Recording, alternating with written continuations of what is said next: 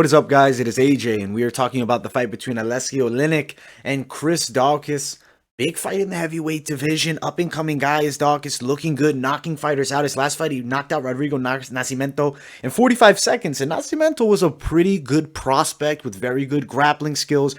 Oleinik coming off the tough loss against Derek Lewis, but does have a very impressive win over Fabricio Werdum, one of the best of all time as far as heavyweights go, or at least at one point was, not necessarily today and not necessarily especially in that fight, but still, big win and deserves respect, and also a win over Maurice Green in there.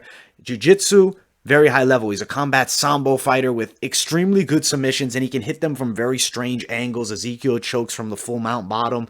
Things that you don't see normally is what Aleksei Oleinik is known for, and is what he's very good at. But Chris Daukaus is no joke. I believe he's a Brazilian Jiu-Jitsu black belt as well, and his striking is something to behold. Lots of power and speed, moves very well for a bigger man. Granted, is getting in much better shape every fight. He's only 227 pounds. As was Aleksei Oleinik in his last fight. If they clinch up, potentially there's going to be some danger for Daukaus. He really needs to respect the grappling game of Aleksei Oleinik, because even if you think you're going to be in a good position and land on top, he can tap you out. We saw that with Junior Ablanil. He got tapped from full mount top.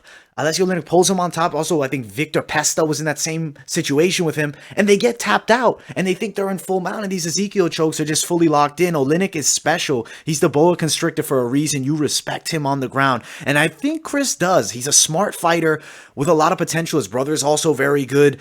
Kyle Daukaus, that is.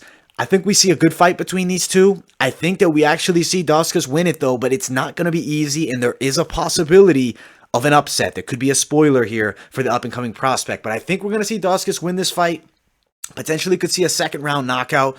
If he's not careful, though, don't be shocked if we see a submission win for Oleinik. If you want to bet a dog, Oleinik might be one to bet on, but his striking is not that great, and Daukaus is very good on the feet.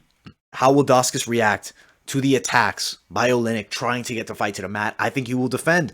It's just if he gets caught in something weird that he doesn't expect, we could see Oleinik win it here. But still, riding Daukaus, I think he wins this fight. Second round knockout is a very high possibility. That's my prediction. As far as the betting odds for this fight, minus 185 favorite is Daukaus. Oleinik at the plus 160 underdog. I like Daukaus' chances of winning here. I think that Oleinik would have to be, not fluky submission, but it would have to be an unorthodox submission that catches Chris Daukaus, and I think he's an exciting guy to watch. Keep an eye on Chris. It's going to be a tough defeat for Aleksei Oleinik, but he's been around forever, tons of fights at this point, and he is 43 years of age. I got to pick the younger guy, the youth, as well as his style. I like the way he moves for a big heavyweight. Chris Daukaus, win, knockout, second round. Thank you guys so much for watching. Smash that like button, subscribe to the channel. Also, guys, follow my social media, Instagram, Twitter, and I'll see you all in the next video.